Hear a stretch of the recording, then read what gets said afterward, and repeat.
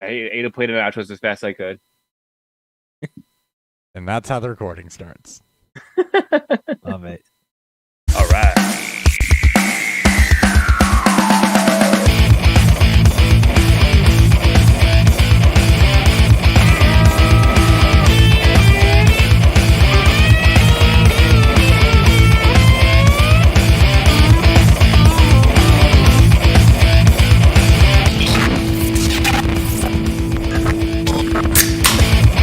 Welcome to Beerfield. Chris Hopper, Ryan Miner, Dan Thury here with you.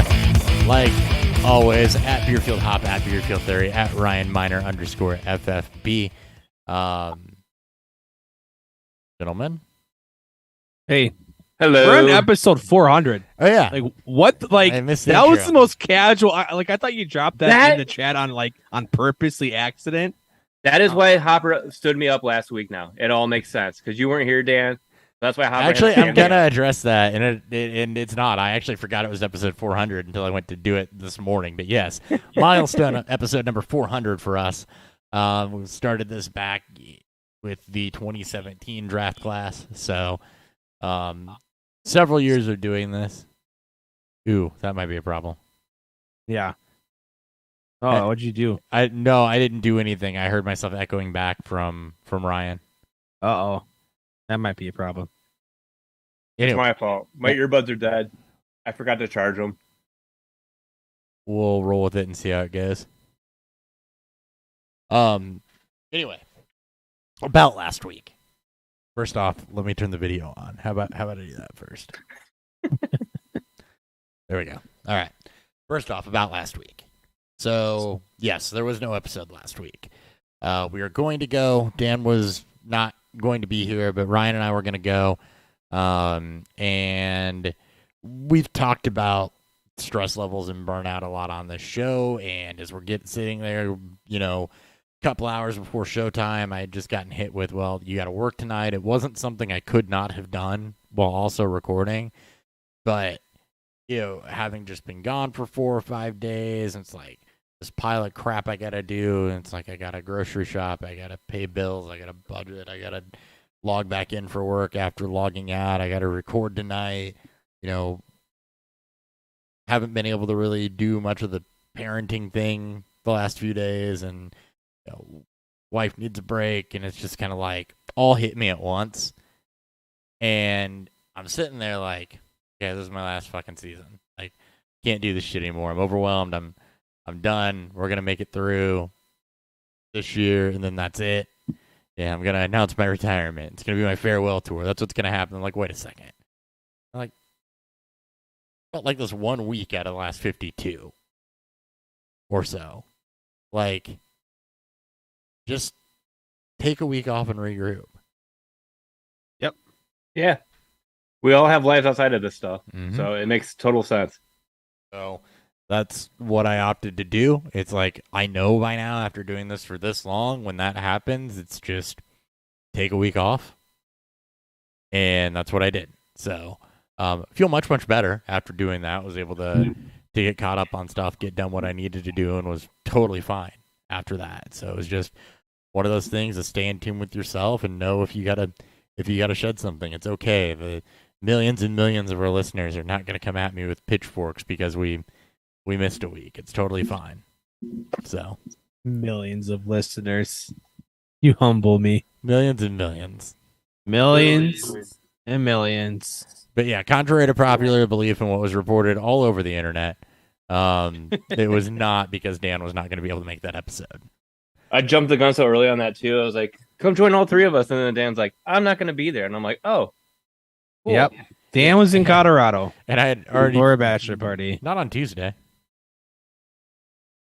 No, that's right.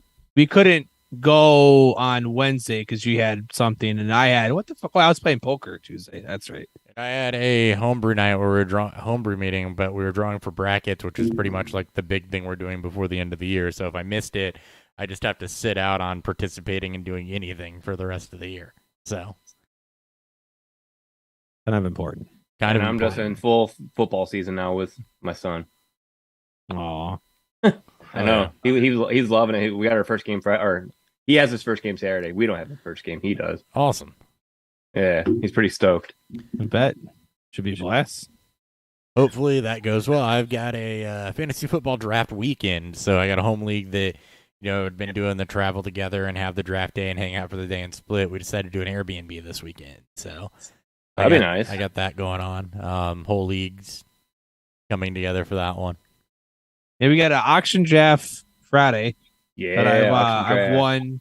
It's our only auction draft, so it's a unique auction draft. So we get one Devy pick. So we do reverse order of standings last year, and we all pick one Devy player, and then we do a keeper league with a reoccurring or a keeper league with a bump in salary that you can keep these players for 3 years. So they start off with $5 and they go up to 25, up $10 every year, and then they go into the pool for auctioning. So I had the 101 and they got super scared. I thought I took Isaiah Spiller like for a hot second. Like this was back before all the in-depth dive because this was last August and I had just started everything. Like I had a pretty good idea. So I was always between Brees Hall and Isaiah Spiller and I couldn't remember who I took.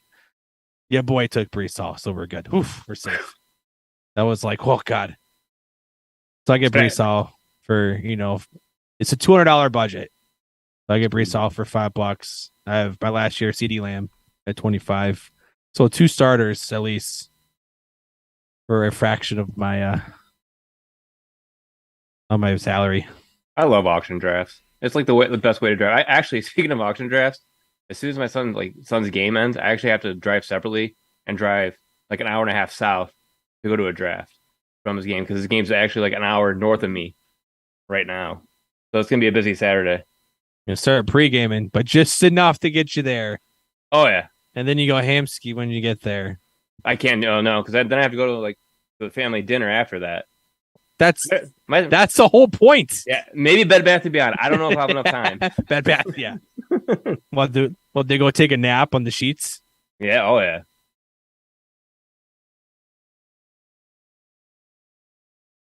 Oh yeah. He's entrenched. I was entrenched. He's entrenched in his conversations. He loves it. Bed Bath and Beyond. I don't know if anyway. I was actually looking for something. I had oh yeah, it's in our chat, Dan.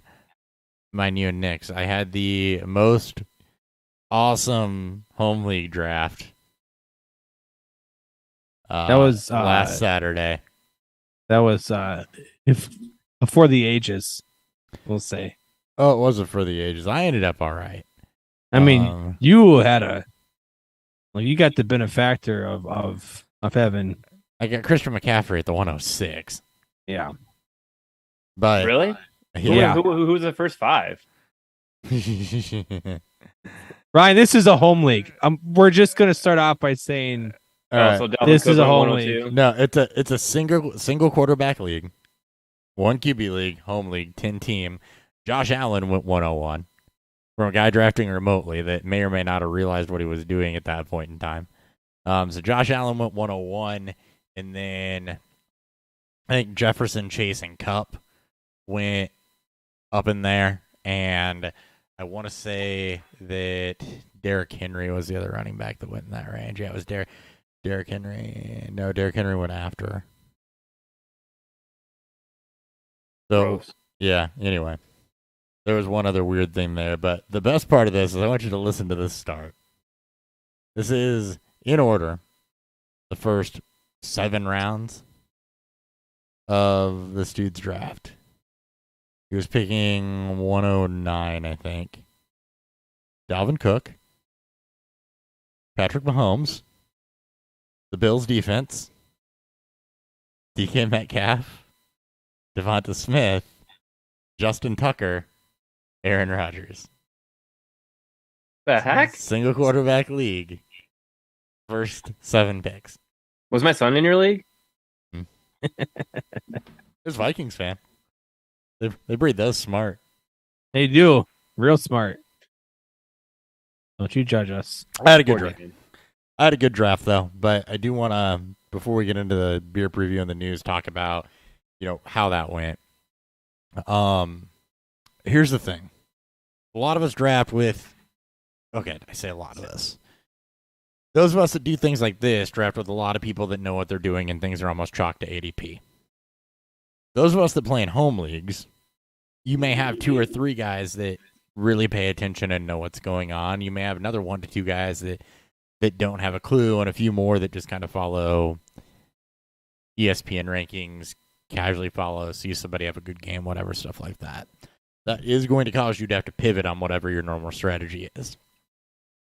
There's a 0. When I get the 106, I am not anticipating getting Christian McCaffrey. As no one should. No one would be. I'm not anticipating that coming down to me. I'm looking at, as I'm sitting at that point, I'm looking before we get going at either I'm getting Dalvin Cook or I'm getting Jamar Chase or Justin Jefferson. Those are the 3 guys that I think are going to come to me and what I'm gonna start building with.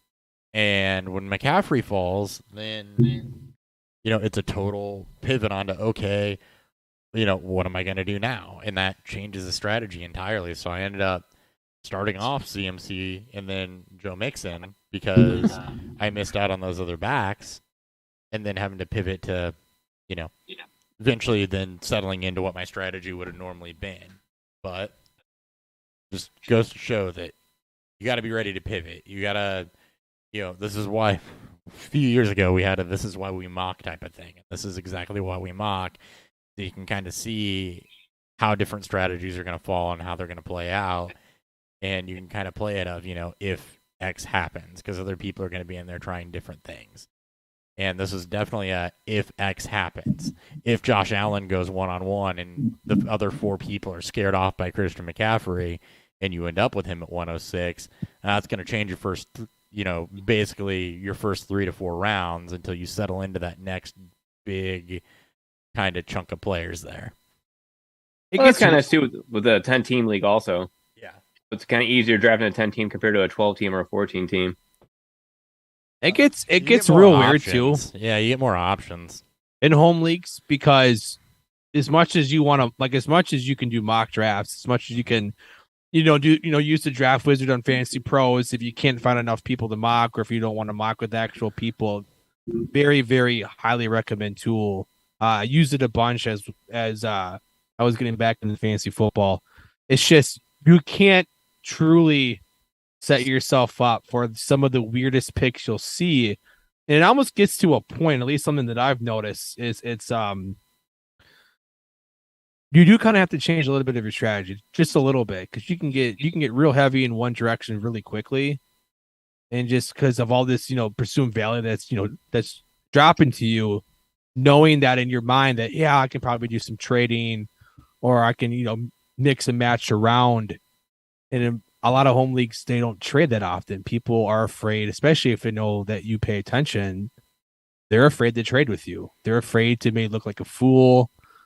And this is it's something that I've dealt with for at least the beginning portion of it when people realized that I wasn't actually that good at fantasy football. Just mostly luck. It's that they think because you know more that you're gonna fleece them or do something dumb. And more often than not, we make the trades extremely fair off the bat because we just understand how that shit works. And it took people a long time to realize that just because I study this and I talk about it doesn't actually mean that I'm there to try to fuck you over. Like, I don't find that enjoying. Our buddy Sean probably does a little bit. Shout out Sean. But yeah, he just tried one of those on somebody, didn't he? He probably yeah. I mean, Nick and I talked about the Watson trade in our home dynasty league that happened a long time ago. I mean, it was probably 4 or 5 months ago, I think. But oh yeah, that was the Watson Ryan single QB league dynasty. This is what Watson went for: 2 first-round picks and Trevor Lawrence. Yeah, newer guy. This team doesn't do a lot of dynasty. Doesn't know how to value draft picks.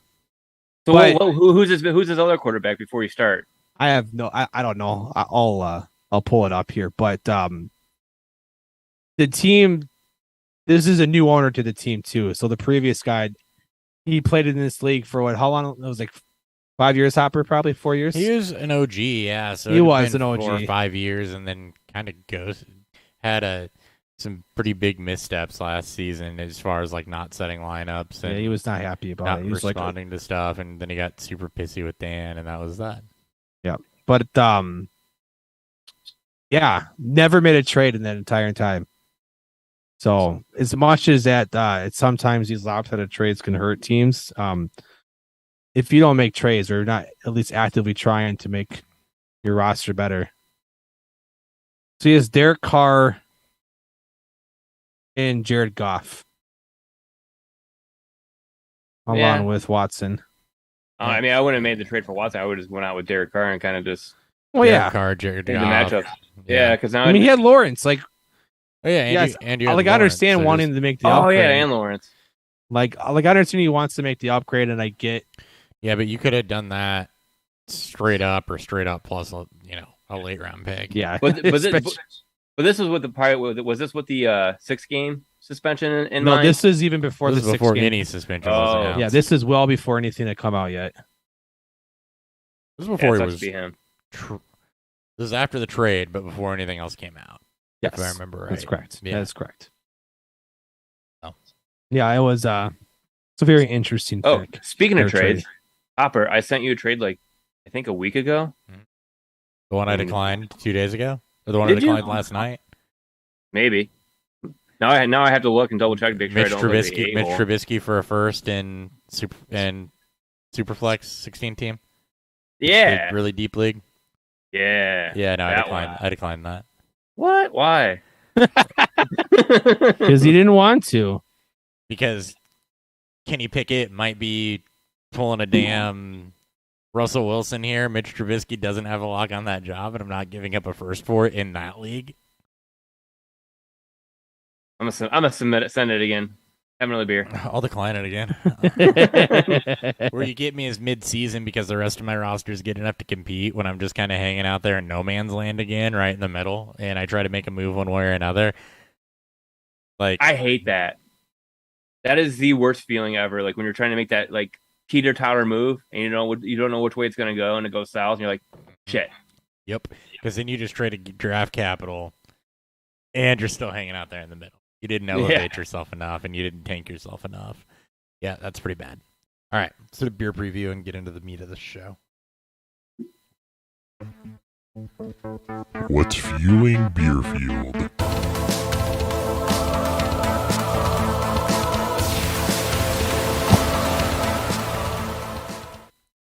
All right, Ryan, we'll start with you. I have Old Nation's Brewery 70 plus. I've never seen that. That's why I got it. I try to come up on your guys' level now. The 70 plus West Coast Indian Pale Ale comes in at 6.8% and 72 IBUs, which is where I think the 70 plus comes from. Probably. It would make sense, right? Good chance. Dan? I am drinking. It's been a minute, and I didn't really grab anything, so I got Distill's brand new rotating seasonal sour. Blueberry crumble. Haven't we had that on before, or no? I don't. Maybe we had it on last year. It's not. It's not brand new to our lineup. It's just brand new to this year. It was the first of the dessert style sours. So that we Dan put on. really taking the 400th episode celebration. Clearly, I know. I didn't know until until I had the beer on. I do have some fun stuff. 400 episodes in, and Dan's like, I didn't know we were doing a show where we had to drink beer. Oh, fucking yeah. What's beer? Not where we have to drink beer, where we normally drink beer. Sorry, we don't ever force anybody to drink beer on the show. No, we've had on some people who don't drink beer. Yep, and we respect them for it. So by the time this is like done, Ryan shows up respecting the 400th with something we've never seen before. I'm showing up respecting the 400th with something we've never seen before. Scenario I'm pretty sure I've never even had on the show before, and you're bringing Distill. I got bourbon next to me, and I just put I got Dos Vidania. something we had on recently, but at least it's a barrel aged. Sacrifice a Dos Vidania. If I had any, I got a couple. I drank most of mine. All right. So what I am drinking is it's from White Rooster Farmhouse Brewery down in Sparta, Illinois. It is a collaboration between White Rooster Farmhouse Brewery and the Firm Homebrew Club, which translation, that means I help brew this beer. It's a commercial beer. They're selling it. Well, not commercial. They're selling it in their tap room. But me and my club mates went out and helped actually brew this one. So it is a Scotch ale that it was finished in second use. I think it was sherry casks for 6 weeks, and then kegged 2 weeks ago. So I have a keg of this on my keezer. It is slightly undercarbed because I'm lazy and I didn't want to, shut valves off and crank the CO2 to force carb this one. So I'm kind of letting it slow rise carbonation wise. So it is a little undercarbed still. Needs about another week before it's at the right level there. But yeah, I have no idea what the ABV on this is. I think I want to say it's between 6 and 7%. But yeah, Scotch ale finished in cherry wine cask, and It's gonna be delicious. Sounds really good. Spoilers, it's delicious. Yeah. More on that later. All right. We got 2 weeks for the preseason news to cover, so we're going to do that. We'll hit a beer review, and then we're going to jump into an ADP check, the final one of the final redraft ADP check of the season. Is most fantasy drafts will happen in the next 2 weeks. Don't expect a whole lot of shifting off of this opposite injury. So this will be the last kind of ADP check into the season. Then next week we'll come through with some season-long predictions and have a little fun with that episode before we do the week 1 preview. Because I think next week... God, we're so close. No, we don't have to do the week 3 1. weeks. Yeah, we don't have to do the week 1 preview next week. That'll be the following week. It's in 2 weeks, right? No. Yeah. This week is... It's in 2 weeks. The league is... Yeah, we start 2 weeks from now. Fuck. We start 2 weeks from now, so... And actually, we got to talk about that. We do. Talk about that We do. offline. Because the 7th is my birthday, and I have a work outing there. And then Thursday night would actually be the first Thursday night game. So we got to talk about that week. But anyway, we'll give some season-long predictions, and then week 1 preview will either happen next week or the week after. So Things are going to start getting pretty serious and stuff. And then things get serious. And So you can say these are getting pretty serious. These are getting pretty serious. All right. Tom Brady returned to the Bucs after several days away. It was suspected that he was filming The Masked Singer. He won't be hurt from any reps. It was theorized by someone on Twitter. I've seen some stuff from Lindsay OK, I think, is the name. Yeah. That name sounds familiar. And she just kind of dove into it. She got a pretty big following. She does? Has been around for several years. She just kind of dove into it and realized that, theorized that his absence lined up with the filming of The Masked Singer when they said he would be back, lined up with the conclusion of filming of The Masked Singer, and that, it's very possible that he signed a contract and had that commitment while he was retired. And then he's retired for like less than 2 weeks. Yeah, I think it was what was it, 40 days? Yeah, it was days. really was it 40 days? Less than 2 weeks. 40 That's days. not less than 2 weeks, No, right? that is not less 2 than weeks, 2 40 days, whatever it takes. Same difference. The thought is that he might have been filming The Masked Singer. So that's funny. So yeah. No worries about Brady missing camp reps. I mean, he's done this a few times. He'll be fine. Plus, he's going to be playing this weekend too. Yeah. Commanders coach Ron Rivera has named Antonio Gibson the team's starting kick returner. Brian Robinson ran at the starters against Kansas City. Gibson is real deep in this doghouse. It's weird because it's just trying to figure out what the actual hierarchy is. But he so I just did our Bourbon Bowl live draft. Shout out to Brad. Shout out to Rhode Lounge. Shout out our dudes over there. I got Antonio Gibson, I think, in the 9th round. Oh my God, what a steal there! I'm like 4-round fade over the last 2 or 3 weeks. Yeah, I mean it's yes, no one really wants to take that shot. Gibson is still a size speed specimen. Like this, he is still productive when he gets the shot. Still And has he costs RB2 literally upside. nothing to do that now. Yeah. It's like I'll take that shot. Like RB16, RB17 the last 2 years. It's like, come on, in the ninth I round. don't really.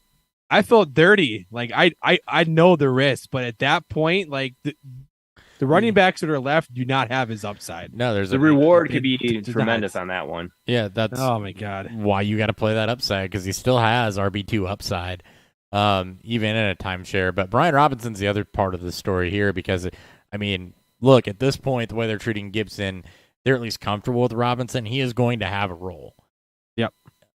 So you need to treat that accordingly. Since this is about ADP, we'll go ahead and give this a little check here. So currently, Antonio Gibson he's being drafted.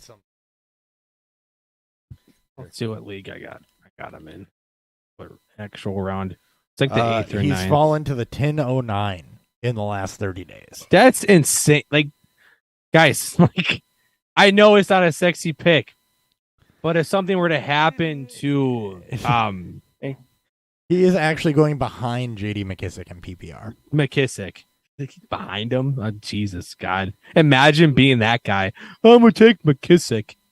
Yeah, like who has one defined role that he may or may not lose touches to him too. It seems like the whole backfield's faded though, because Brian Robinson's down at the 11th round. So, here's the thing: take one of them, right? Yeah, there's got to be a role. This is a team that's going to run the football. Take one of them. J.D. McKissick should not be the highest drafted back out of this backfield. No, that's even in PPR. That's just wrong. It is wrong. So, yeah, at least take one of them. Brian Robinson, though, sounds like he is going to have a role his rookie season. Antonio Gibson's going to have to do some work to get out of the doghouse. Yep. Cowboys wide receiver Michael Gallup is going to avoid the PUP list to start the season. He's not going to be ready for week 1. They've already established that, but this means they think that he'll be ready sometime around week 4 or before week 4.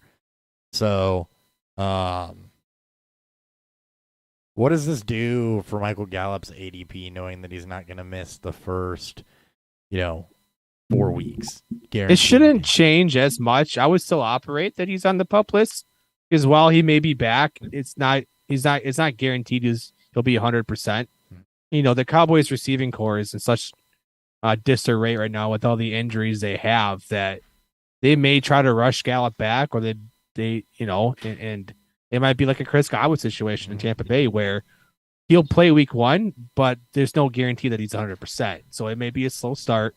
And that's also 4 weeks for Jalen Tolbert to try to solidify himself in that role as well, into his own role. And so, like, we've seen enough of Gallup to make the assumption that he's not a great receiver. He is replacement level, but it's still a high-powered offense. He still needs to be drafted, and we know what his upside is. We've seen his upside in previous seasons, and it's I wouldn't change much. Like, wouldn't go overdraft him now. Like, I wouldn't go reach for him in the 6th, 7th, 8th, 9th, 10th round.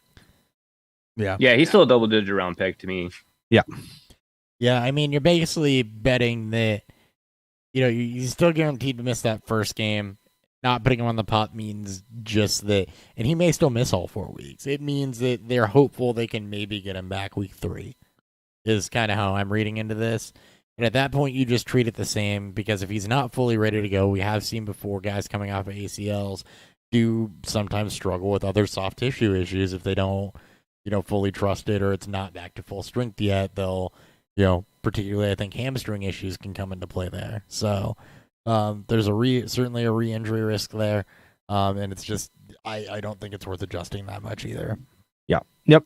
Absolutely. This one we can just kind of gloss over, but for your late round tight end fans, another candidate for that is Daniel Bellinger. We talked about him several times on this show as he's caught in hype all preseason and been heralded all preseason, and that's gone a step further as the Giants replaced Ricky Seals-Jones on season-ending IR with a toe injury. Must be a pretty serious toe injury. Jesus. And they cut Jordan Akins. So the only tight ends on the roster right now are rookie Daniel Bellinger, undrafted rookie Austin Allen, and journeyman Chris Myrick. Bless you.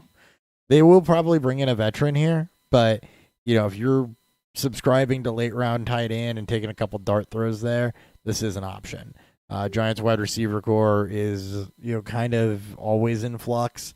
You've got Kadarius Toney already dealing with soft tissue issues. Kenny Golladay is not getting any love from the new coaching staff. Sterling Shepard just activated from the pup, so not really sure when he's going to be full speed. And Wan'Dale Robinson doesn't project to be a big outside threat. And Colin Johnson, who they were suspecting could take over that Golladay role after showing some flashes last year, tore his Achilles. Yep. Yesterday.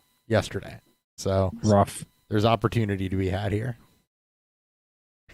ESPN's Rich Cimini reports that Michael Carter is still the Jets running back one. He was in a 50-50 split week one, and Breece Hall played late in the game two, failing to produce very meaningful results. Now, it is preseason, but Michael Carter going in the 11th round.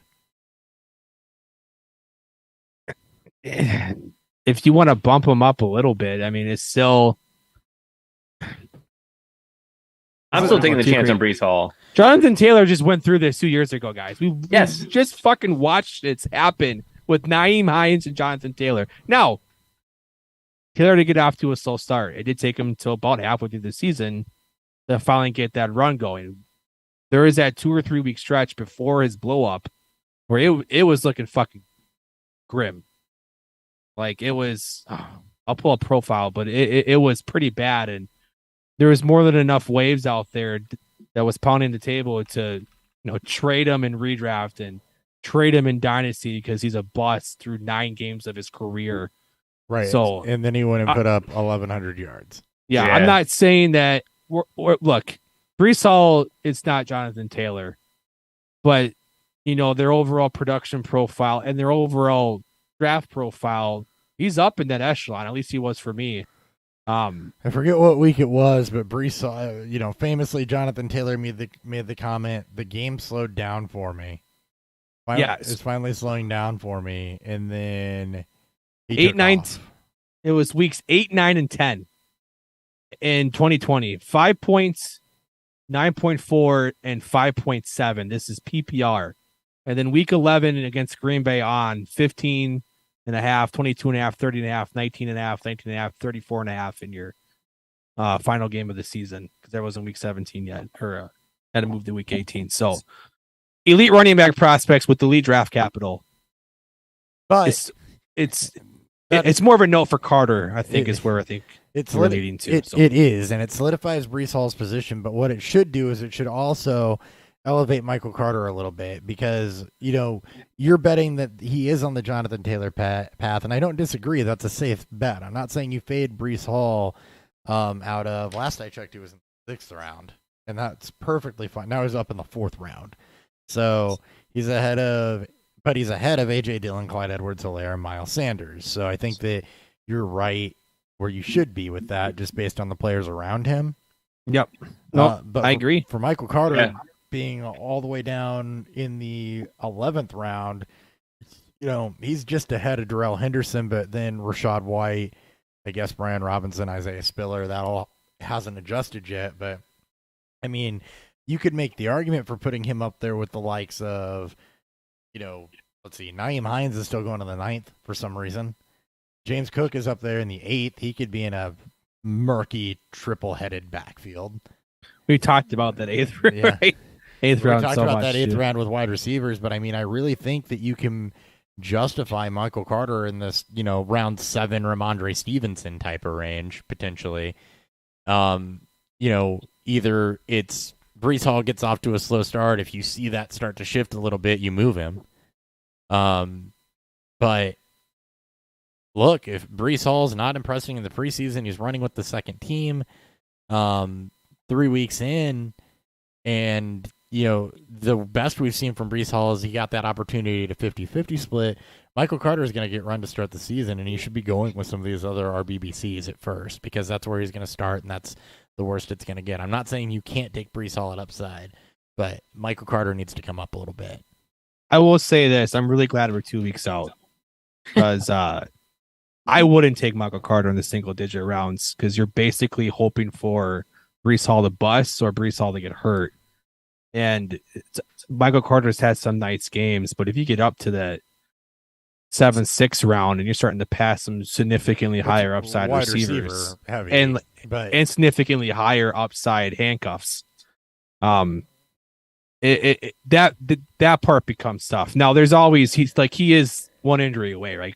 We make those jokes. He should move up to at least the 10th. I can see 9th round. It just depends where you want to start taking your high upside running back. So I think he should be. I think he should be up there. I believe in the Jets offense as long as Zach Wilson is healthy.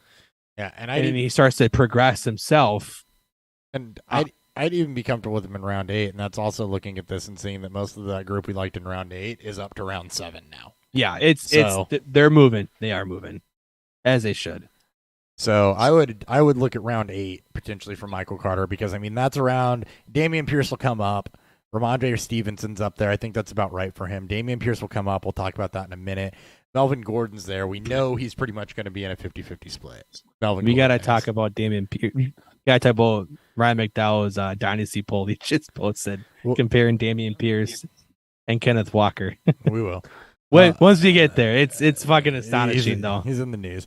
James Cook is 807, and you know that, like, you know, I guess you could argue that James Cook has a more theoretical upside, but his path to targets is not, or to touches is not nearly as clear, especially early in the season. Yes. And, you know, you got Nyheim Hines at the 903, and then Ken Walker at 912, Raheem Mostert at 912. So, yeah, I think round 7 to 9, about a 2-round elevation for Michael Carter is probably fair. So, something to be aware of in your rookie drafts, though.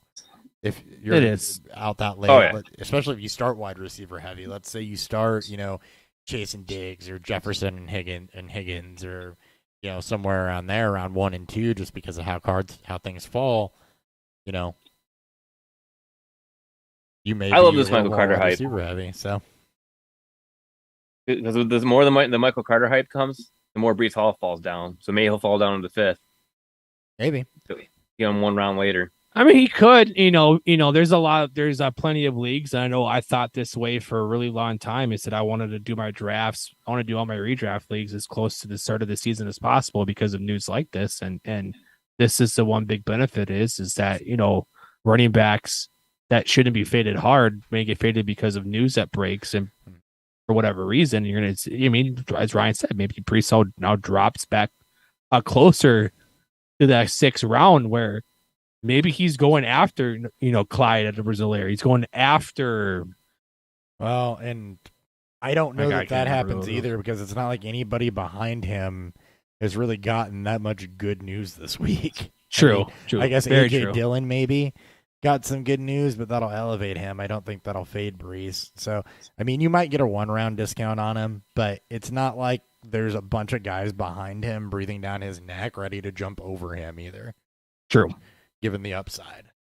I just don't think there's enough depth at the position to shift him. He's already probably as low as he should be in terms of what his upside is. How close is he to Travis Etienne, Hopper? Etienne is 311. So about a round. He's moved up too. I mean, the hype's getting real on him. Oh yeah, he has. There's been a lot of shifting the last few weeks. As we expect. We knew there would be. Yes, yeah. Okay. That's your Michael Carter 5 minutes. We already talked about the Giants earlier, so I don't need to go into that more. Ravens officially placed Gus Edwards on the PUP. J.K. Dobbins had to be sat back down for a couple days as he works his way back from the ACL, looking more and more like he's going to have a slow start. This is kind of opening it up for Mike Davis and Tyler Beatty to get some run to start the season. So, Mike Davis. I thought Beatty looked better in the preseason game than Davis did. Beatty is better than Mike Davis. Beatty is better than Mike Davis. Do not convince yourself otherwise. Oh, I'm not convinced. Now, will Mike Davis get the run prior to before Beatty? Probably. Yeah, he's a veteran. It's a veteran run. Yeah, which is bullshit. And that hurts because if J.K. Dobbins makes his way back in that time frame, then you don't get quite the same sizable opportunity if you're a Beatty believer in Dynasty, and I very much am. Yeah. So, yep. I agree. But we're keeping a close eye on J.K. Dobbins. It's kind of been the tale of he's ready, he's not ready. Yeah. So as we watch him try to work his way back. Rookie quarterback Matt Corral placed on IR by the Panthers, ending his season. So this is a guy that a lot of people will, in my opinion, wrongfully, were very high on. In the I don't want to say very high on. This is a bad rookie QB class, but he's gonna miss his first season. Which really not the worst thing. It allows the Panthers to keep him without having to make a cut decision necessarily, and probably PJ Walker.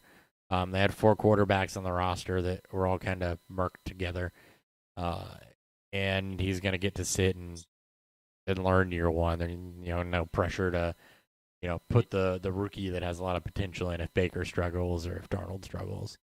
Yeah, Baker named starting quarterback, by the way. We'll talk about that in a minute. As he should have been. Oh yeah, easily. So let's just talk about that right now. So Baker Mayfield is named the starting quarterback of the Panthers.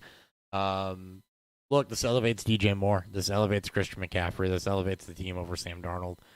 So theoretically, that's it. It should just be Moore and McCaffrey.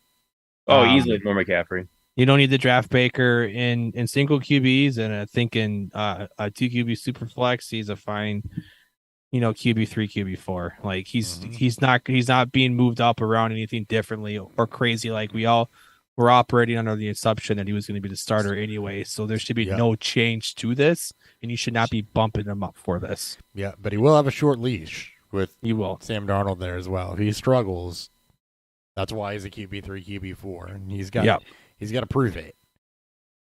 Yep. Jameson Williams, unsurprisingly, starting the year on the PUP, so he'll miss at least the first 4 games. Nick Westbrook-Akeen will start the season as the Titans' number 2. A second outside receiver, I guess, opposite Robert Woods. Kyle Phillips, everything we've seen shows he has the starting slot job locked up, and Traylon Burks is gonna have some work to do after missing a lot of time in the preseason and down with soft tissue issues and just really kind of struggling to get out of the blocks to start his career. Yeah, not looking good. It does feel a little bit like the Justin Jefferson situation, right? It does, yeah, right. Because he started like the wide receiver 3, wide receiver 4 in his own. It was that famous comment of BC Johnson started. Jefferson's firmly behind BC Johnson as the number 3 receiver. Yeah, and Westbrook-Akeen is not going to hold on to that job by any stretch of the imagination, in my opinion. He's kind of like a fine 4 on most teams, and the Titans don't go throw deep enough to have to go that deep. I'd expect a little bit more out of Austin Hooper's there now too. So yes. I think, so I'd expect a little bit more out of Austin Hooper than I would, Westbrook. And potentially even Kyle Phillips being a good floor play. I'm interested to see how that starts off and if he's somebody I'm going to be chasing down on waiver wires. I got him really late in the league, so I've got him late in a couple leagues. He is my type of player. I like him a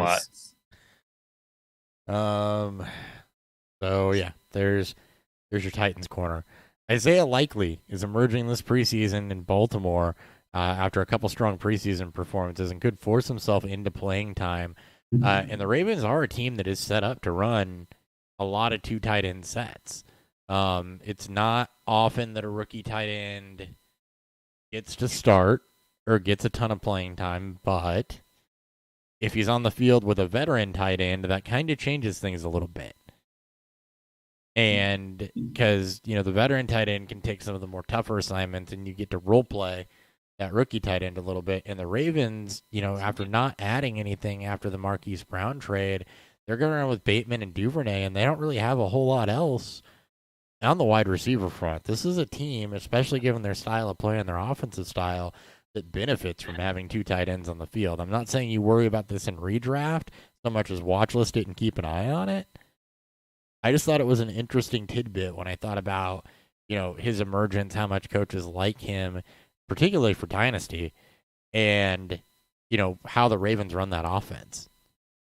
His emergence is there, but it's because one other tight end is missing. And that's the other rookie, Charlie Kohler. I think if Kohler was there, he'd be the one that's getting all the hype right now. But since he's out with the sports hernia, I think that's the reason why Isaiah Likely's getting all the. He'd have to perform. Looks. He'd have to perform though, and it's all about opportunities. And if likely got the opportunity, came out, performed, and established himself in a role, Collar's going to have to work twice as hard to come take that. Yeah, it's so Mark Andrews, his his rookie year, 9.3 target share, 32% snap share, 144 slot snaps.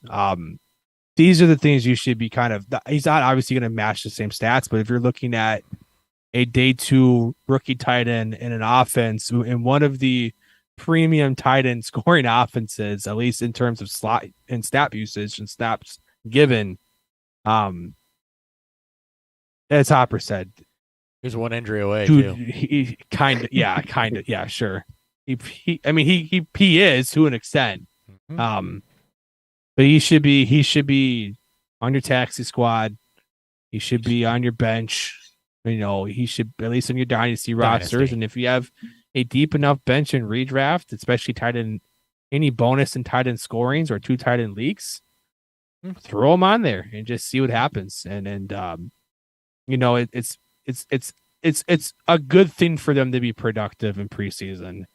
Just don't go overboard with it. It's a good thing for those reports to be coming out too. And, were this a lot of other teams, I wouldn't think anything of it because we've hypothesized a lot about 2 tight end sets and that almost never happens. But the Ravens are not normal teams in how they run this offense. The Ravens run a lot of 12 and 13 personnel. We'll just say that. They benefit from having that extra tight end out there. They do. Dameon Pierce, we are going to talk about him. May have the Texans running back gig locked up. He sat with the rest of the starters, so Lovie Smith could get a quote better look at the other 2 backs. So Rex Burkhead, Marlon Mack, Dameon Pierce, nothing but positive things coming out of training camp. We knew this when he was drafted that he landed in a spot that had opportunity.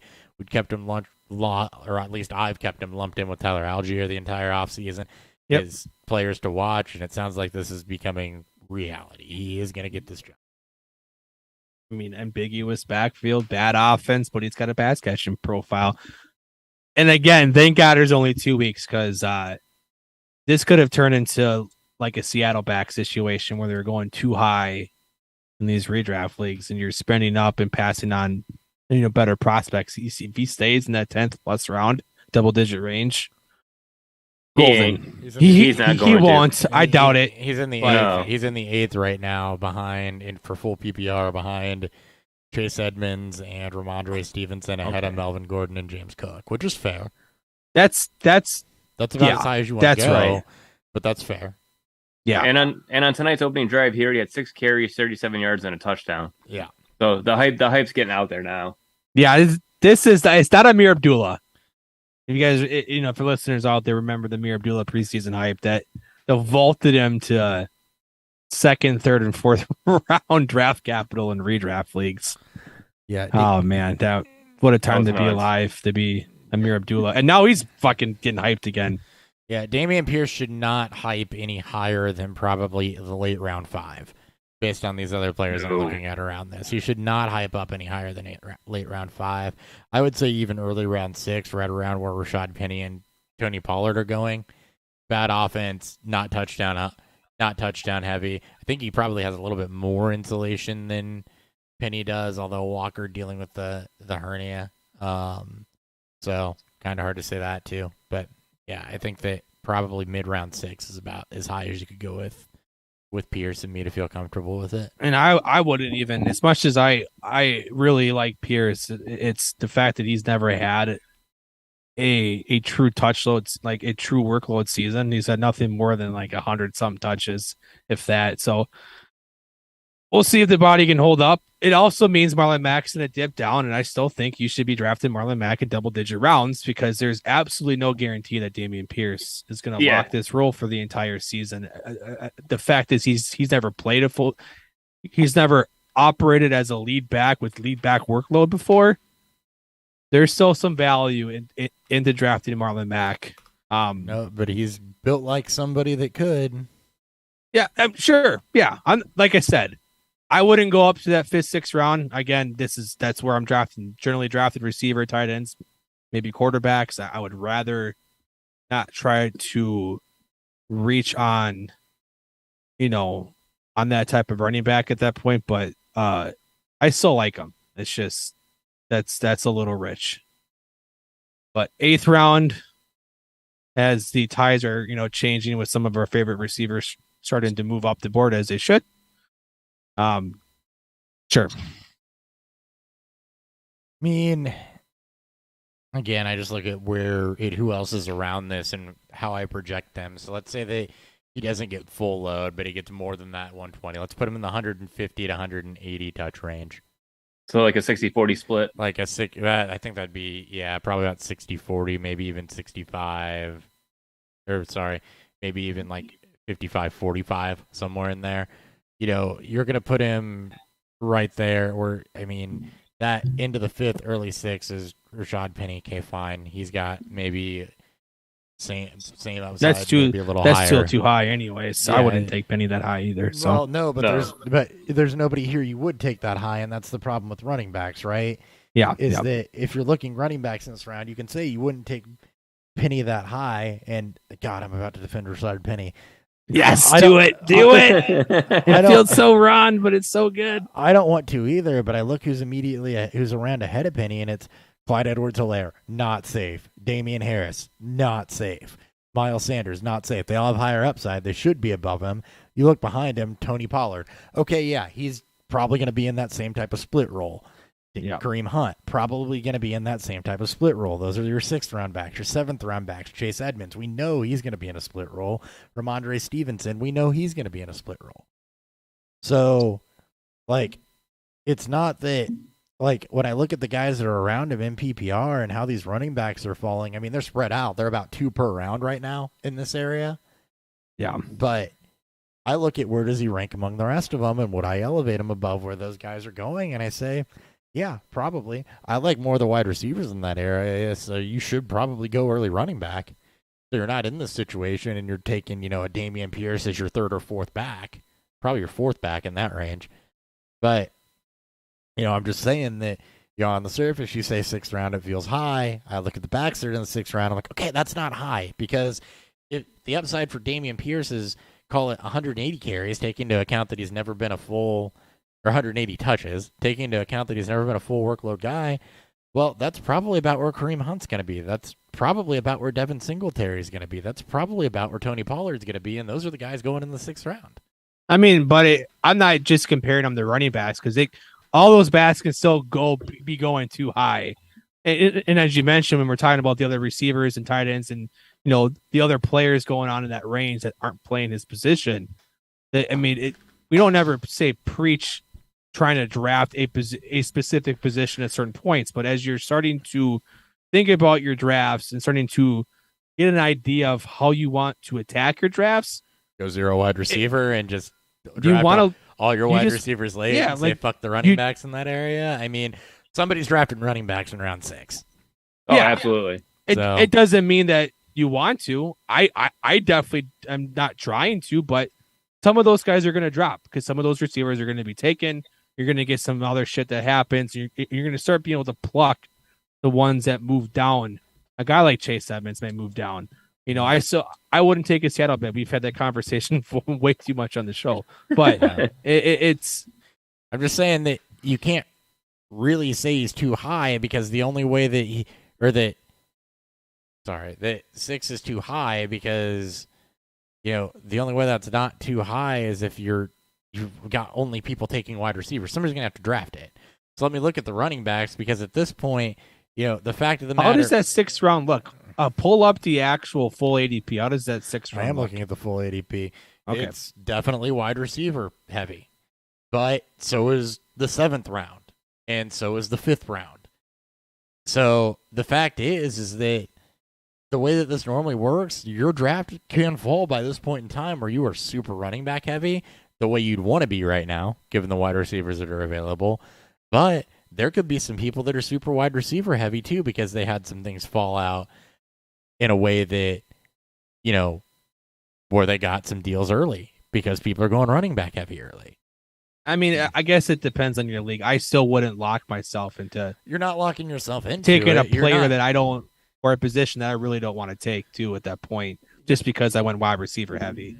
Like I've done that. I've been okay just passing. So take and another waiting. wide receiver. I mean, look, Yeah, if I got 4 wide receivers. There's by also this tight point- ends and quarterbacks I could draft too, and maybe a kicker or defense. But let's not get too crazy. If I got 4 wide receivers at this point, then and I've got 1 running back or 2 running backs, then yeah, I'm looking at a guy that's going to be a starter.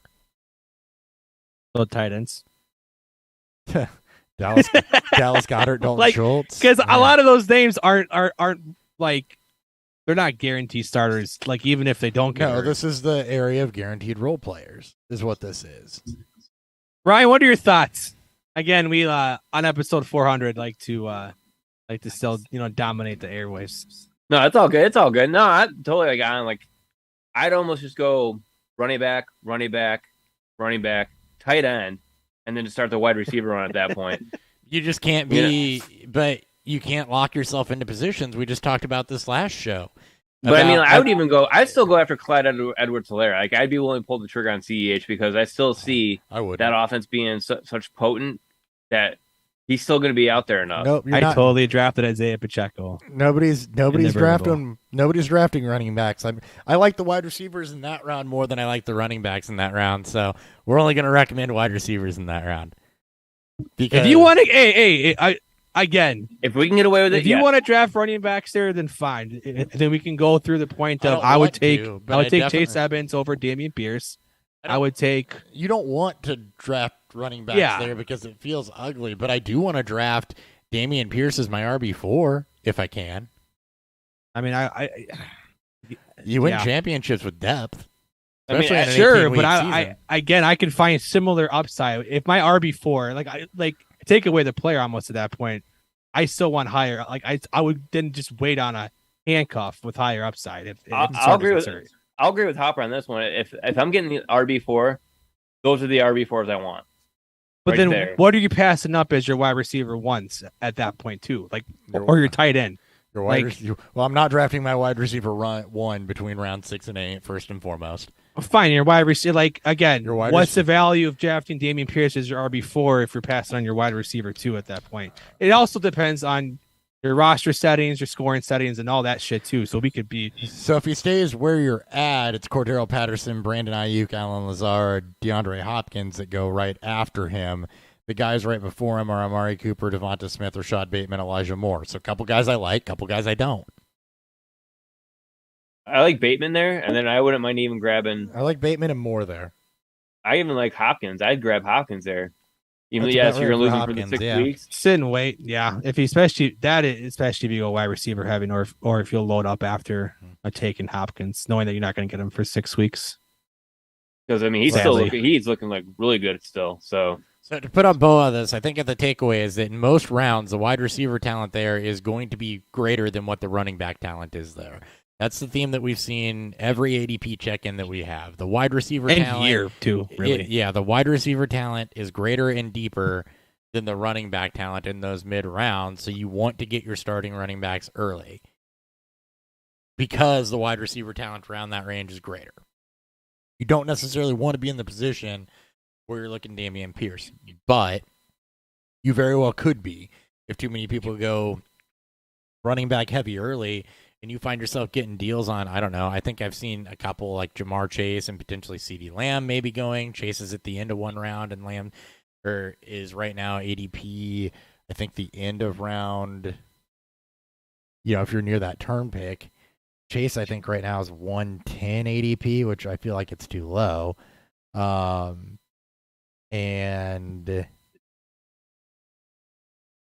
He's 108 ADP, and then CeeDee Lamb's 204. If I can start out Jamar Chase, CeeDee Lamb, go, a third round, Nick Chubb or Saquon, those are second round. Go like a third round Zeke Elliott or James Conner type of upside, then I'm looking more for running back depth at that point.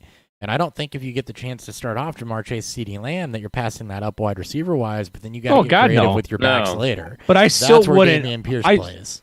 Yeah, I think that difference is too is that you're still looking to balance out the starters. I'm still looking for best player available. I just don't see the value loss of maybe missing out on Dameon Pierce It when depends there's on how still, your roster is too. If you're and some leagues are still like this. If you're still 2 wide receiver, 2 running back True. for your starters, then getting that third wide receiver doesn't give you a lot of value. I mean, you can play with the flex, but giving that third wide receiver doesn't give you the value because you still have to start 2 other running backs there. And you're down in a bunch of role players in that area, and then you got somebody that should be their starter. Well, that's almost like the hero RB theory. You get your RB in the round 1, and then those would be your RB2s in that range. If you're trying to I've done a lot RB. of those. Yeah. It's you take your anchor back within the first 3 rounds. And then, You identify who the anchor backs are in those range in which you're comfortable with drafting, and then you punt the position, load up on receivers. Again, this is all based on roster settings and scoring settings. So again, you got to to be really put a adaptable. bow on it, know your fucking league settings because that will dictate and determine And be adaptable based on that. and be because adaptable. You're not passing up getting to start with 2 top-tier wide receivers, but you might be looking for running backs later. Yeah. Yep. That's a actually really good way to pull that away from Dameon Pierce and just get into an overall strategy discussion about if this, then this. I still want to briefly mention Ryan McDowell's poll. Yeah, I want to hear what that was. So it was who would you rather have in Dynasty, Dameon Pierce or Kenneth Walker? It's probably, is it skewed heavy to Dameon Pierce right now? No, it's Dameon 50-50, which Okay. is Still, I would have Kenneth Walker 10 over 10, I would too, because regardless of the it's hype right long- now. It's the long Pierce. play. Your hate on Kenneth Walker, I It's just understand redraft. Is That's redraft and temporary. Kenneth Walker's still the long play there. Oh yeah, absolutely. He's still right now. He's a top 5 pure runner in football, and he hasn't played it down. Like I would say that with confidence. Yep. He is an extremely good runner. He is younger Nick Chubb, younger Derrick Henry. Well, younger and skinnier Derrick Henry and Nick Chubb, but still an elite runner of the football. Seattle's offense will not be this anemic, for multiple years. Now there's still risk as it could be, but he was almost a foolproof prospect. Outside of not having a pass catching profile, that's what hindered him in the eyes of guys like me and other analytical breakdowns. But if you can flip Dameon Pierce for Kenneth Walker right now in Dynasty, 10 out of 10 do it. Smash, accept, do it. See if you can get a third throw on top because I would I like Pierce with Hopper and I. You guys know, and we're all Pierce fans here. Different. Oh, There's man. completely different levels of ceiling. I thought that was crazy. It had 700 votes, and it was like a 52-48 split Yeah, that in is 20 minutes. That's freaking crazy. that Let is me see. I'll see if I can pretty- find it pretty here and see crazy. all. I guarantee it's to start going Pierce after tonight. Well, that I think I wouldn't be surprised if there's some people thinking recency it's bias is it's so redraft. heavy So it's 54. It's 55-45 right now. But that's still to Walker. 40. Yeah. Walker. Little over 4,800 votes in 2 hours. Okay. Yeah. Good It's job, still Brian. Closer Have than all those friends, I guess. still closer than it should be. Yeah, very much so. Raiders have released Kenyon Drake. He'll probably land somewhere as a veteran presence. his contract was fully guaranteed too. Yeah. He got the guaranteed money out of it, and then they released him anyways. It probably wasn't a lot of money though. No, I think it was like $3.5 million. Yeah, it's also the Raiders. They don't make good decisions. It's let's just be real here. Yeah, but you released Kenyon Drake for Amir Abdullah, and it's not like those two both haven't been in the league for a while, and it's not like one of them hasn't been Kenyon Drake has never been elite, but it's not like one of them hasn't been immensely more successful than the other. It's just funny too because a couple of years ago we were drafting Kenyon Drake in the second round. Life of a running back, he'll land somewhere. He will. Maybe Baltimore. Maybe Baltimore. We already talked about Baker Mayfield. Logan Thomas being activated from the PUP after a really bad knee injury. 2020 is tight end 4. So Late end tight end Late target. round tight Man. end target. I like him. Might be a slow start, but late round tight end target. He gets stab in the dark. Yep. Isaiah McKenzie was the only slot receiver to take a snap with Josh Allen in Buffalo's second preseason game. He is pretty much, through all accounts, being talked about as the locked-in starting slot receiver. Also of note, Khalil Shakir's had a very solid preseason, and they are using both McKenzie and Shakir outside. So McKenzie, when Josh Allen left the game, slid outside instead of playing in the slot, and then Shakir has also played both inside, outside. So, I mean, you're watching that for injury perspective. It also seems like the Bills are looking for a lot of versatility here. This is, in both instances, not great news for Jamison Crowder. No, and Crowder sounds like, given how small his contract was, to not be shocked if he's He cut. could be a cut candidate. He could be a guy that gets cut and lands on a wide receiver needy team. You know, you look at Baltimore, you look at other, needing a true veteran presence, maybe Green Bay, if they want to, on a slot receiver. So, nope, 100%. So, I think that the biggest note here is, with Isaiah McKenzie, he had some big blow up games. The Bills are going to be a higher powered offense. He's gonna have some wide receiver 3-4 like flex type value in certain matchups. It's a good depth pickup. We know that they will slot him in, no pun intended, if there is an injury to somebody. We saw it last year. We saw him take off with that last year. So it's kind of what we anticipated when Cole Beasley was allowed to walk, is that, Isaiah McKenzie could very well end up with a starting slot gig here, and it sounds like he's going to.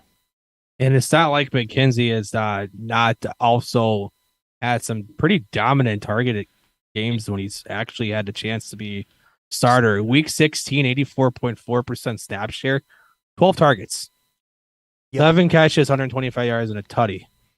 He's got some blow up potential. Yeah. I mean, it's last year, 2 years ago, week 17, 9 targets on 84% snap share. So if he plays that role that Josh Allen loves, Cole Beasley he had just under 20% target share himself this past season, and McKenzie's a good enough player to command that. And he's going to be far more explosive. So your underneath explosive options, your double move guy, that's McKenzie's role. And do not be surprised if we're looking up halfway through the season and McKenzie is very close to your boy Gabe Davis in actual production. Oh, don't tell Face Off that. I'm sorry, Ryan. Don't say that name. What, Gabe Davis? Oh, no, you can say that name. Yeah. Don't say Isaiah McKenzie is going to be close to scoring to Gabe Davis. He might be outscoring. He might be out targeting, producing Gabe Davis. Ooh. I won't go as far as out producing. I will say that if both of them were in the same range, I wouldn't be surprised. I think you're going to have some Davis games, and I think you're going to have some McKenzie games. Yeah, I mean, Sticks and stones may break my bones, but Isaiah McKenzie will never break my Gabe Davis love. Oh, he's never going to break my Gabe Davis love either. I just also love Isaiah McKenzie and Khalil Shakir. Oh, absolutely. Yeah, I love those wide receivers in general now. It's funny because I actually really like Gabe Davis. It's just like, I don't hate players. I just hate ADPs. Mm-hmm. That's why you just got to go with auctions. Auctions are just so much easier. My first nomination tomorrow night is going to be Gabe Davis. And Damian Pierce, because I'm fucking all the hype players. I want all the heavy spenders overpaying for them right away. Oh yeah, like you gave me absolutely $10-15 right off the bat. I just talked with somebody about this too. That's another good auction strategy. Is nominate players you might not necessarily be high on, but the consensus is they're high on them and people are high on them, and do it early. Don't nominate players like you would draft them in redraft. Get people to overpay for some of these hype players when they have more money and they're more comfortable. Also, don't be afraid to drive up bids. Just don't bid more than you're willing to pay for someone. It's and to go a little further on that, like even if you like the player, like hyping up players whose names are in the news, frequently around your draft time, they're going to drive that value higher in terms of the cost of them. So get those players out the way, which will allow yourself a little extra funds to play around with in your later rounds when you're building your depth, when everyone's down to a couple bucks, $2-3 max bid, and you're sitting there hanging with out. a strong roster, still $10 of max bidding you can do. So, yep, a lot of fun. Love auctions. Yeah. If you haven't done one, definitely do one. And we haven't actually talked auction strategy on the show in a while, so yeah. Look, we fit that in too. God, I'm so good at this. So good at this. The Athletics It's like we've done this before. 400 times. Yeah, 399 times. Actually, it's been more than that because the episode count doesn't count live streams and a couple bonus episodes we apparently had in year 2 and year 3. So Yeah, we're probably like, I want to say closer to like maybe 410. with bonus episodes, if you count live streams, we're, what are we, 16 weeks at 5 years, 17. Oh, that's 17, right. 18, With the 19, Sunday 20, streams, you're right. 21. Yeah. Yeah. Nope. Or more than we're probably closer to 450. 450? Yeah. I mean, Hold on, let me no, because that's what you said. It's 16 weeks, 16 times that's 4. episodes. We're probably closer to 500 realistically. We're probably but right on 500. Yeah. realistically Jesus with live streams and Christ. stuff. But What are we doing with our lives? this It'd be episode 400/500. Officially an 11 game suspension for I forgot Nelson Aguilar. Hold on. The Athletics Chad Graf. Hold on, Watson. You can wait. Easy to do. Athletics Chad Graf reports that Nelson Aguilar has been the Patriots' best wide receiver this offseason. Kind of not surprising on the outside. Taquan Thornton also getting some love. Jacoby Myers. We know he's solid. Look, somebody from the Patriots is going to be at wide receiver 2-3 level. It's going to be. They have a good enough quarterback for that to happen. And Aguilar, I'm not surprised by this, I guess is what I'm saying. You don't go out and severely overdraft, but he's damn near free. So yeah. And I think I'm pretty sure Thornton's battling injury too, if I'm not mistaken. Yeah, I think he's out actually for like the first few weeks. So at least. So yeah, Aguilar's not a bad, double-digit round dart throw on a guy that could have some real upside there. You don't hear much about, but they actually have a good connection, is Devontae Parker. Yeah, I'm not not hearing a lot about Parker, and that's, to me, I take that another way of that's kind of a little concerning that you're getting, Nelson Aguilar hype, but there hasn't been a lot on Parker. So at least not that I've seen. I haven't seen anything. I've seen zero Parker hype. Like we haven't heard anything on Parker. Yeah, I've heard zero Parker hype. Yeah. And that's not necessarily a good sign. No, it's not. Officially an 11-game suspension for Deshaun Watson, fine of $5 million. He returns to face the Texans because, of course, he fucking does, NFL. God, because all the NFL cares about is putting ass in seats and getting everyone to watch the TV. They don't care about your feelings. Fuck your feelings. They don't care about those 25 masseuses either. You saw the guys that signed at the. They're almost close to 30. Yeah, it's not lawsuits. It was heinous actions, and we will not stand for it. So you can come back and play the Texans. Yes. Your former team. I looked it up actually. This is only like the second odd numbered game suspension in the last 5 years. Yeah, it's it looks not counting. It's so it looks so not counting one gamers. Sorry. Yeah. Yes. But you don't see a lot of 3, 5, 11 game suspensions. It's normally even numbered. Just an observation. Poor Josh Gordon. All he did was smoke some weed. Yeah. Martavis Bryant too. Right? Oh yeah, totally forgot about him. Yeah. Well, easy to do. Robert Tonyan activated from the pop. Another tight end that you throw around. Yep. And who the fuck is Green Bay throwing passes to? Romeo the God Dobbs. Yeah, who currently might be their wide receiver 4 by at least one report.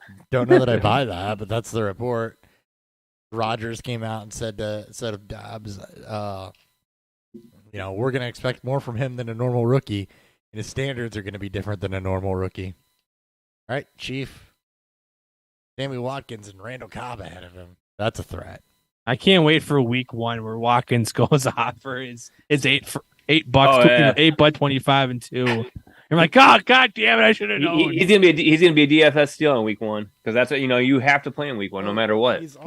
Yeah. It's in the bylaws actually in all FanDuel and DraftKings. Yeah. It's automatically put in your lineup. Actually, Autoflex. It pulls up. He just puts in Watkins. Remove Watkins. You can't. You remove Watkins, go to add someone else. He's already back in your lineup. It goes to play him twice. I don't want to play 2 Hopkins. Well, now you can't remove both Hopkins. Or Watkins.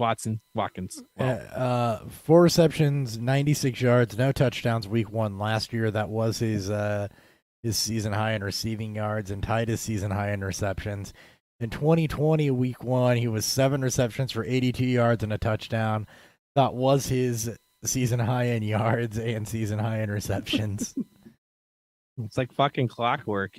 2019, 9 for 11, 198 and 3 touchdowns. Easily a season high in yards, season high in. That was the Gardner Minshew, baby. Catches, yep. Minshew Mania started that week. That was the week, yeah. It was week 2, actually, in 2018. It was 6 of 7 for 100 yards. Was he out week 1? No, it was not out week 1. Was that Rams? Was that when you still at the Rams, right? No, yeah. Kansas City. Oh, Chiefs. Okay. He also had another 100-yard game with 2 touchdowns in week 8 that year. Love it. And then in 2017, the blow-up was week 3 when he was with the Rams. So there's at least one Sammy Watkins blow-up in the first part of the season. Like clockwork. Every time. All right, quick look at ADP. I'm on FF Calc looking at full PPR if you want to join me on this. Let's do a beer review real quick. And I just want to do a quick run through of this and just some things that jump out. Beer review.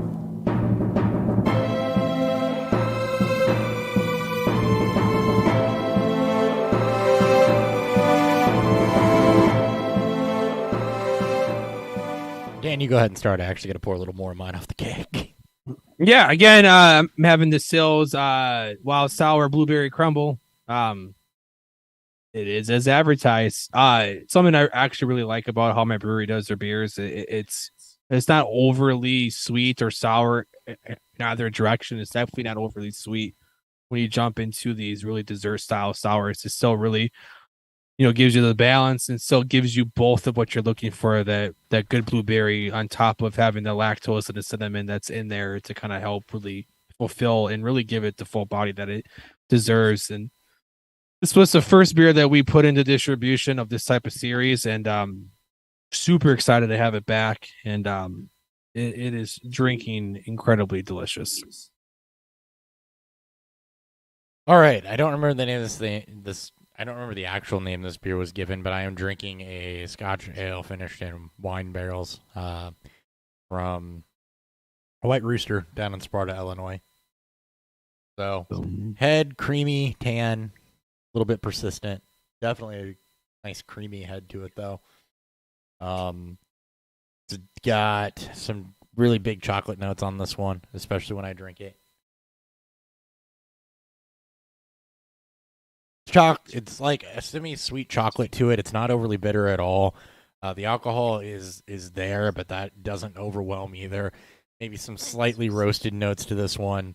Not a whole lot of sweetness, so not a lot of caramel or anything like that. Medium full body, not super heavy. It does have a nice creaminess to it. Light amount of hot bitterness, no alcohol burn, no warmth to it or anything like that. Yeah, overall, this turned out really, really well. It is a second-use barrel, but I do get some of the darker berry notes from the wine on this, particularly as it warms up a bit on the nose and in the drink. My first impression of this was actually kind of a chocolate-covered cherry. Ooh. So, really, really good beer. So White Rooster is amazing. So good job to them and good job to the firm. Boys. Ryan. I did it. I'm ready. I came prepared this time. So I had Old Nation Brewery, 70+ West Coast IPA. And the thing I noticed differently on it is it's like normal West Coast IPAs, but very, very hoppy. And I was looking at it, and it actually has 2 different types of hops. It's got boil hops and dry hop. So the boil hops are Columbus, Simcoe, and Amarillo. And then the dry hops are Columbus, Simcoe, Amarillo, and Idaho 7. And that's when I just lost it. I ran out of words to read. And I'm Ron Burgundy. Ron Burgundy. But it says to us the West Coast IPA is about straight down to the middle pilsner malt bill and hops, which brings lots of pine and citrus notes to create a dry, hoppy, and aromatic ale like no other. For the hops in 70 plus, we chose the classic Columbus and Simcoe hops for their pine-like contribution, along with Amarillo for citrus and floral notes, and the proprietary Idaho 7 for a new school tropical twist. That was old is new in 70 plus. It's very smooth. I like it a lot. Definitely, I would definitely recommend it. Maybe I'll send it to you guys or have it here if you guys ever come this way. I mean, it is Old Nation. I do absolutely love Old Nation. Yeah, you can't go wrong with an Old Nation beer. Like I've had almost all of them, besides the strawberry one. So good. I know. I gotta get it. Did you get a chance to try the dill one? No. Yeah, I missed that too. It was just, I think it's just tap room only. Yeah, strawberry one's pretty delicious. I love it. All right, gonna run through this and just call out some people that jump out. First round, Derrick Henry is still at the 104. We've talked about that, and that may be being a little high. Dalvin Cook down at the 107. DeAndre Swift is up to the 109. Ooh, he's moving up. I still healthy, like it. I'm not mad about it. If he's healthy, I don't see why you're not drafting for his rushing ability. You're drafting for his pass catching ability. Yep, and these are PPR rankings as well. And Jamar Chase down at the 108 with Justin Jefferson and Cooper Kupp ahead of him. I think I would honestly flip Chase and Kupp here. I don't see any reason for Chase to be 4 spots lower than Jefferson and Kupp. The odds of him repeating what he did, Stafford having some elbow concerns, I would just flip flop the two. Probably. I would actually also add Diggs to this list too. I think I personally think he's at like 201. That, I'm going round by round. It should be Jefferson, Kupp, Chase, and Diggs, and then I guess you can throw Adams in there a little bit too. But at the 112, with how much you're going to throw, yeah, you want those 5 wide receivers as your base. It should be a little closer, but the fact that you can maybe start, Justin Jefferson into Stephon Diggs or Travis Kelce, or if a guy like Adams sliding. Yep. Chase won't slide, or you can hit that. You can hit that high round 2 running, or that even mid to low round 2 running backs there too. It's so much fun to draft receiver in the first round. I love it. Deebo Samuel all the way. It's so much fun to draft wide receiver every round. Just draft a full team of wide receivers. Just do it. Do it and have all the fun in the world. You won't win nothing, but you'll have fun. Deebo Samuel up to the 207. That getting out of range for anybody? Little bit. I think as long as he can repeat what he did last year with the rushing ability, because he finished as a wide receiver too. Ooh, yeah. That was with the rushing ability. I want less rushing ability. I want more pass attempts. I want more targets, less rushing to happen. I would take more targets because he was what? Was he a 1,400-yard receiver? I want to say. I mean, you look at what happened to him last year. Once Ayuk started to get going again, that's what scares me. That's why, as Hopper pointed out, that's rich. We got to see what life could be like when Ayuk's out of the doghouse and playing, where he was out, pass catching Samuel. I mean, Deebo was still scoring rushing touchdowns, but he's been kind of fragile since college. I don't want him taking the in between the tackles, carries. We should not want that. Receiving yards on Deebo Samuel from week 10 forward: 15, 12, 22. 60, 159, 63, 95. So not too bad those last 4 weeks.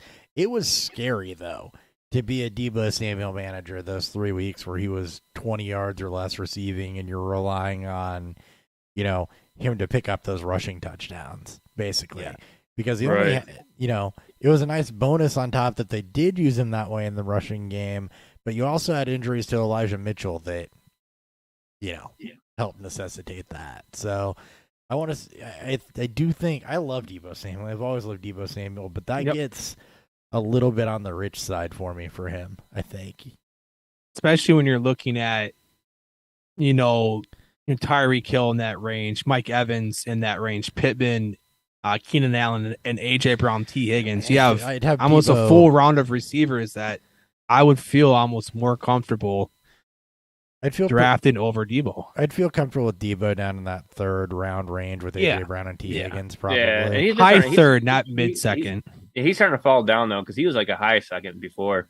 So he's already. I starting thought to he was drop. coming up. I thought think he was that's in the up. third round Yeah. for the whole I thought time. the last time we talked about him, he was down in the third. Was he? Yeah. Keeping it I don't rolling. know, I'd still take him at the 2-7. I'd still be comfortable taking him there. Yeah, keeping it rolling. Leonard Fournette's up the back end of the second now. That's fine. I don't have any issue with that. Yeah, But No. and Saquon there's been no word on him either. No, The Saquon. offensive line scares me with the lack They of it keep now. getting hurt. They keep It's getting like hurt. Dallas of last year, man. That is a little scary. I will say that. Saquon Barkley's up to the 206. That's still fine given the upside, but Dude, it that's is- still too low. It's not. You Oh, bump yeah. him up. Maybe don't do it because I want to take him and McCaffrey in a league. but it is a round improvement. So it is, as it should be. He should be a first round pick. In my opinion. Michael Pittman, Keenan Allen, AJ Brown, all bottom of the third. I think that's okay. Some value there to be had. Actually clumped up near that into the third round. Rolling through this a little bit more. We talked about Travis Etienne already being up at the 311. DJ Moore at the 402. Low? I think that's good because he is Yeah. going behind McLaurin, which I think both of them might be. Maybe that's a bit rich, but then you look, as Hopper would mention with the running backs, you look at who's going around him. Yeah. Elijah Mitchell, Travis Deontay Etienne, Johnson, George Kittle. Elijah Mitchell. Yeah, it gets to a point where it gets a little girl. I still take TJ Moore out of that whole group, I would not just because I believe in Mayfield, but because DJ Moore is just that I good believe of a in DJ receiver. Moore. As long if he can catch a couple more touchdowns, he's easily going to be up, in that Pittman Allen type Absolutely. of range. So, Which he should. going on, we talked about Brees Hall, Mike Williams at the 407. I have not liked. I think I'm the anomaly here. I have not liked the Mike Williams ADP and the Jalen Waddle ADP all off season. Elaborate. I don't hate that tier. Dan's More responding so- because he already knows. Yeah, I mean more so. I mean Waddle, I agree with too. Like, it just Mike's role last year becoming just less of a vertical receiver, being more used as a full route tree. Mhm. I understand with the fourth round. I do agree that it's a bit rich, but I think- actually have more concerns with Mike Williams up in the fourth round than I do Waddle. Waddle, well, that was where I was at. Yeah. Yeah, I'm there with Mike Williams. Waddle, I think you and I are lockstep in. Yeah, I think the torch is being handed over from Keenan Allen to Mike Williams. I think this is the year. Well, I mean maybe I think he did break out last year, thankfully. Started to. First I mean- 5 weeks, I think it's the wide receiver 2 or 3. He got hurt, had a slow stretch. His bounce back towards the end was a little inconsistent, but The slow stretches and the inconsistency are exactly what scares me. And Dan, you can attest. I've never liked that type of receiver. you've never, anyway. yeah, yes, absolutely. So No, I agree. I'm always completely more down on that type of wide receiver. I agree. He had a hot 3-week start, and then the disappearing act happened, and then the disappearing act happened. Basically, he only missed one game. So, I mean, he hit 1,100 yards, 9 touchdowns, but, that's the overall thing. It was all front-loaded, though. His hot start really carried. It was.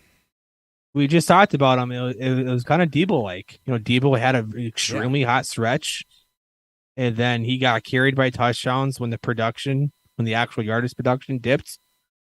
Both players, I know both Debo and Mike battled with nagging injuries that didn't cost some time, but Yeah. you could clearly And- tell that they weren't 100%. But Mike, like him and Debo are the same way. Like they both battle those type of injuries All throughout. the time. All the time. Yeah, all And the Mike time, Williams yes. has always battled that, too. And, this is a fifth-year receiver, and I'm not saying that fifth-year immediate breakouts can't happen, but you've got one good season. 1 year he kind of did it with yards, but didn't have the touchdowns to back it up. The other 2 seasons in 15 and 16 games, he's been under, 800 yards. So, yes, with Justin Herbert, I get why people like it. I get why people like the upside. The inconsistency is the reason that I'm not on that. This is a guy that's had a tendency to not only deal with injuries throughout the season to help with that inconsistency, to, have some of that inconsistency, but he doesn't. You can't turn him into a runner like you can Debo. And thank God. Yeah, right. Thank fucking God. And Maybe injured right away. Just been times when Mike Williams flat out disappears, and that flat out disappearing act is what I don't want to deal with, because I don't want to try to guess when the when the blow up's going to happen. It was the same way with Will Fuller, right? I don't want to try to guess when the blow up's going to happen. And Deshaun Jackson, I was this way on Deshaun too. Don't want to guess when the blow up's going to happen. I want some form of floor and not all upside. And I feel like Mike Williams is all upside without a lot of floor. Yeah, but look at his first 4 games. Week 1, Las Vegas. Week 2, at Kansas City. Week 3, Jacksonville. Week 4, at Houston. Okay. Mike Williams in shootouts. Again, thankfully he plays in the AFC West. And they have a tough schedule regardless. I think they play the NFC South or the NFC South. AFC South. So who's their NFC team this year, Ryan? Or I guess division. So, yeah. Just find a random NFC team he's playing. Yeah. Yeah, he's got Seattle and San Francisco. So Arizona. at least he has favorable shootout schedules. He does have some favorable shootouts, and, that's okay. And I agree, Mike Williams in shootouts, his 41-22 game against Cincinnati was a blow up. 32-35 against Vegas in week 17 was a blow up. But, earlier in the year against Vegas, 28-14 win, he was 1 reception for 11 yards. I think he's going to start out hot, though. I mean, you got Vegas and Kansas City right off the bat. Sure. In Kansas City, he did go 7-9 for 122 in one game, and then he was 3 of 9 for 49 in another one last year. That's what I mean by inconsistency. Even those you target that are like, bad defense are going to be shootouts, looking at when he played those teams last year, he had one really good game and one not, and another one that would have left you feeling a little disappointed. And that's the inconsistency. I'm not saying the upside in those games isn't there. It is. He's proven it is. But it's just as likely, based on last year, that the bottom falls out. I mean, personal preference. I don't want to deal with it. Yeah. Right. Most of the majority of the receivers in that range, and even they're all relatively the same in that mindset. Obviously, cost starts to play a factor. Johnson and fine. Waddle, If you don't want to draft Mike Williams, you can take Cortland Sutton in the 5th round. Johnson, Waddle, and Thomas all are the guys around him, and they all have more floor. Actually, I look at those 3 guys, and I think of them as floor guys without having the ceiling that Mike Williams does. I wouldn't say Deontay Johnson, Waddle, or Michael Thomas. Michael Thomas has been nagging with hamstring injuries. Well, I would think at least equal, if not higher floor than all of them, just because of the offense he plays in and what we got to see a little bit from now Herbert now entering year 3. So I get your gripes because I understand it 100%. And I look at the other, players around that range, and a lot of it's in the same boat. Terry McLaurin is going up, half run ahead of him. McLaurin's a worse good offense, and it was bad last year too. And I think McLaurin might be a little high too in that regard because sure. Yeah. I got out. Well, you saw me. I got out of Terry McLaurin last year because you did. That started to happen. Deontay Johnson, the floor comes for double-digit targets. Jalen Waddle comes from he was being used on a lot of high-percentage throws. You got 1 season of that. Michael Thomas, more of a historical reference. He was always a high-floor guy. Yes. Before the injury.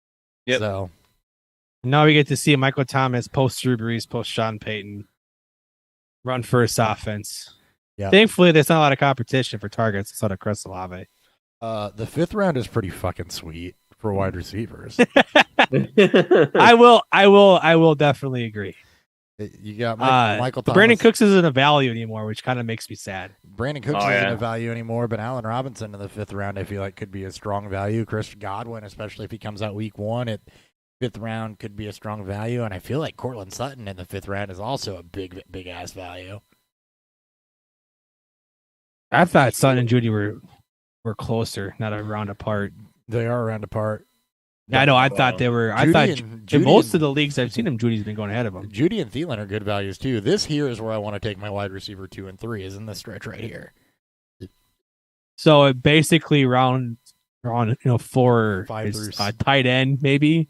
Yeah, I wouldn't go quarterback, single QB in this range. It's way too soon. Round 4 is who fell to me, and then I'm not going to feel great about it. That's fair. It's who fell to me, and then honestly, in round 4, I'm probably reaching on a guy like Robinson or Sutton, or maybe even Thielen, over some of the guys that are there, just because of how I prefer to draft. Yep. Round 4 though, I may be looking at. There's also as much of a strong shot that I'm looking at, Elijah Mitchell, Travis Etienne, somebody like that for an RB3.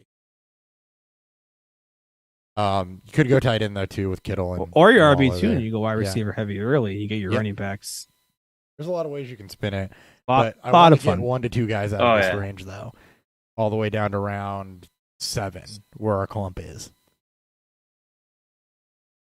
Around 4 to 7 range, I want 2 wide receivers out of that stretch. For quarterback, I'm likely going later. I think Russell Wilson and Dak Prescott in particular, but also Matthew Stafford, Aaron Rodgers, Tom Brady, all 7th round or later. So,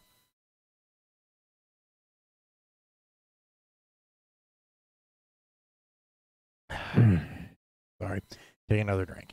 Right. Jerry Jeudy down in the 6th round, Adam Thielen down in the 6th round. I think they're both values there too. Thielen figures to, as long as he can stay healthy, figures to get into a much more pass-heavy offense. It's not like the productivity lacked, the health lacked. So, you know how much I love my Vikings receivers. So yeah, Jerry Jeudy, slot receivers excel with Russell Wilson. It's always been that one. So, and then we've beaten round 7, round 8 to death over the last couple weeks, but that clump of Amon-Ra, Juju, Rashad Bateman, Elijah Moore, Gabe Davis is all pretty much up a full round. Marquise Brown, Hunter Renfrow going round 6, by the way. I'm telling you, I've bought myself back into Hunter Renfrow. Have you? That dude, the Raiders, bad defense, elite fantasy schedule. We just talked about the Chargers. We did. Same division, same schedules. I'm just like, just gonna let it out. He's a good wide receiver 2-3. Not like fantasy wise, but in terms of his offense, like he plays a different role than Adams and Weller. And I used to be out because just what it was, but now I've looked more into it, and it's just like, why not Renfrow?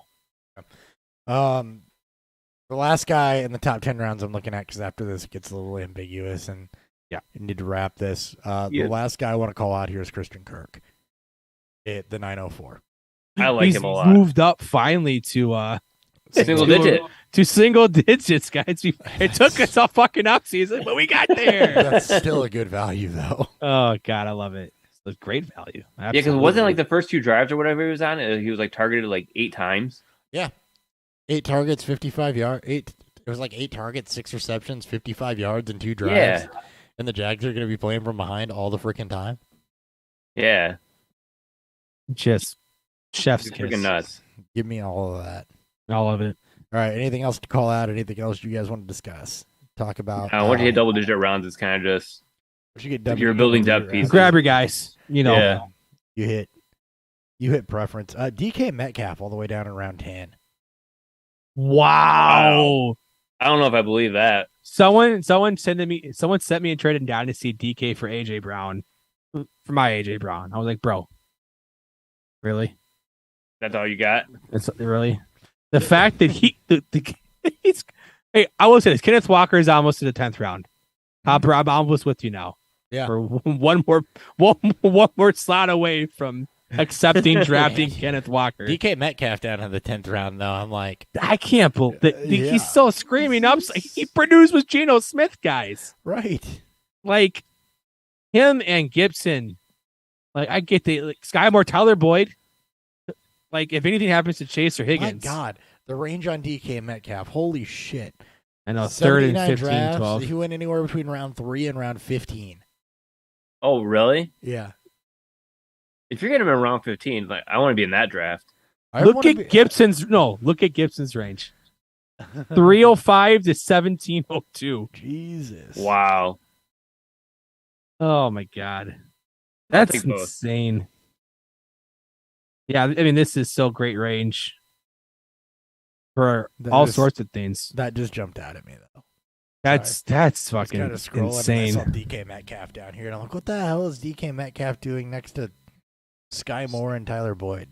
George Pickens has now surpassed Chase Claypool in redraft ADP. Yeah. Both 12th round picks. The fact that I mean, I like myself some George Pickens, but that coaching staff historically does not use rookies. So historically, anyone else down here that Garrett Wilson all the way down at around 14. DJ Chark, Ryan, I'll give you a shout out, DJ Chark. Oh yeah, 14th round, no Jameson Williams. He's the clear beta alpha there. I like him a lot. Like to get him there at that point, he's like a wide receiver 5-6 that you can get that could produce wide receiver 2-3 numbers. We've seen. I mean, unfortunately, he doesn't have Trevor. Or he had Minshew and Nick Foles throwing him the football when he was producing wide receiver 2 numbers. Yeah, Jared Goff's better than both. Like I may dunk on him a bunch, but he's better than both. The fact that both Bucs receivers, Gage and Julio, are 14th round. Jacoby Myers in the 13th hopper. Boy, Jacoby getting disrespected. Used to it. I know. My boy KJ getting disrespected too, all the way down there in round 16. League winner potentially, if anything. AJ Isaiah Osborne. McKenzie, 15th. Yeah. Talked about McKenzie. Yep. That'll move up a little bit, but I can't imagine higher than 13th round. Osborne, as you said, disrespected. Yep. Benjamin, why is he saying free agents? He should be the backup. no, he's not the backup. Benjamin started with the starters last 2 preseason He games. should be. He's one injury away in a high-profile off He's or not in a even one injury. high-octane offense. He's not even. He doesn't even need the injury to be No, flex he does. productive. That's true. He though, doesn't. yeah, because like last year, the Cardinals figured out the key to James Conner is you don't make him a bell cow. That's also true.